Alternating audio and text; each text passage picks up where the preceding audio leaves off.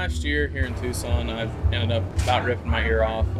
At the end of the rodeo, we set up kind of selling the show, fight a bull that's got some hook to him, and we were getting around him pretty good, and we went to sell it and jump him off the barrel, and when I did, I tripped off the barrel and landed head first on the bull's head, and he put a whooping on me. Always plan until it doesn't go right. You guys all good? We're all up and around, I'm thinking. Dusty Tuckness was fighting bulls, and that bull that they had out there didn't have enough hook to him, and he wasn't really wanting to play. And he went to jump the barrel and ended up falling down on the other side, and that bull hooked him pretty good. Scraped him up a little bit. I think he's got an abrasion on his ear, but he'll be all right. Surgeon said it was 35 to 45 stitches put in it.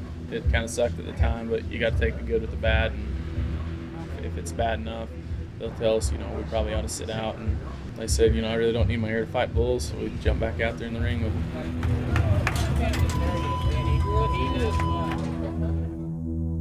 My name is Dusty Tuckness, and I'm a professional bullfighter. For our job as bullfighters, our main objective is to keep cowboys safe. However we can get in there to distract the bull away from the fallen bull rider and get him out in good shape, as well as teamwork and with the other two bullfighters and myself, and handling the bull in the arena, making sure everybody walks out in good shape. And sometimes it works like clockwork, and then there's other times it gets a little hairy and reckless out there.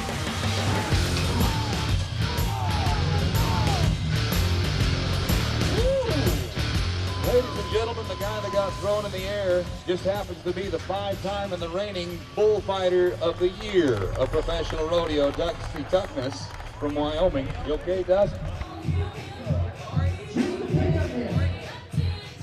Rodeo clown, his main objective is to entertain the crowd, tell jokes, and work the barrel, kind of an island of safety for us out there. This is my third year here in Tucson, and it's one of my favorite rodeos to come to. The weather's always good, people are nice, good crowd, and good rodeo. Fun to be a part of. How close can you get without getting hit? If you let that fuel your fire and go, I'm gonna bear my butt down, I'm gonna bite this sucker in the ear. Just get knocked on your butt and go, but then you're back ready, We're in Tucson Rodeo, just here in the Justice Sports Medicine trailer, just getting a little prep work done, getting the kinks worked out. You learn to deal with the bumps and bruises and, different broken bones and stuff like that, but they're always here to help us to compete. They're not trying to talk us out of competing. It's not just going out there and stepping in front of 15, 20 bulls a day and trying to do your job. There's a lot of outside workouts that we can do to help my footwork, agility, mind, body, and everything. I've broken ribs, the wrist, the arm, fingers, chin, ankle. I had surgery on my shoulder, fixed that 3 or 4 years ago. It's part of the job description. You don't play, you don't get paid, so you got to be tough. I ride bulls. That's how I make my money.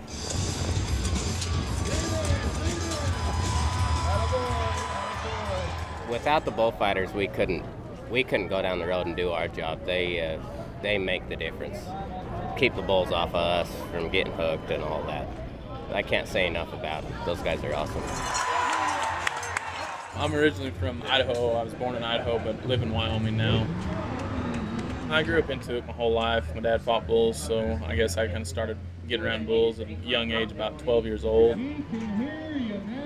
I've always kind of been, an extreme kid growing up. I liked, sports and different things of that nature, anything to get your blood pumping, and I think that's what really drew me to it. Once I got in front of them and realized the rush that you get and the unpredictableness of it, it was just a challenge that I never looked back and kept going with. Fighting bulls is an animal athlete that has upper hand on you. First time you got to take a shot for a bull rider, and that these bulls are anywhere from 1,200 to 2,200 pounds. Basically engaging that bull and taking away from the bull rider that hit the ground, whether before or after they second whistle. I don't like to see anybody get touched, when they get bucked off. If somebody's going to get run over or hauled out, I'd just much rather be myself. I don't care what happens to me as long as that bull rider gets out. If I can do that and walk out, that's a great day at the office. Pretty badass. He'll step in there and make some good saves.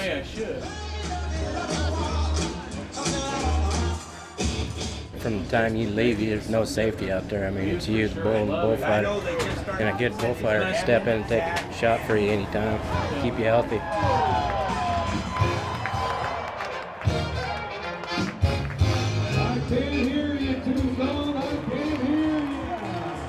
I've been very blessed and thank the good Lord above for what I've been able to be a part of in my professional career as a bullfighter. I've gotten the opportunity to work the National College Rodeo, which is the Super Bowl rodeo for us. I had the honors of winning Bullfighter of the Year a few times, and I don't take any of that for granted.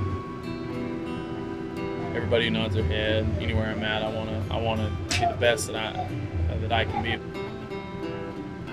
Made some of my best friends through it, you know, whether they ride or other bullfighters or ropers or bronc riders, bulldogs, or anything. You know, we come basically a big family, and so every weekend I basically get to see all my good friends week in and week out, and it makes it just that much cooler.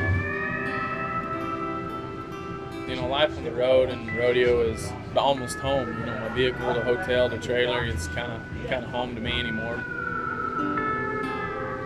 You know, Mom, without social media and that, she probably really wouldn't know where I'm at all the time. But you know, it's a great way to live life, and you might as well make the best of it.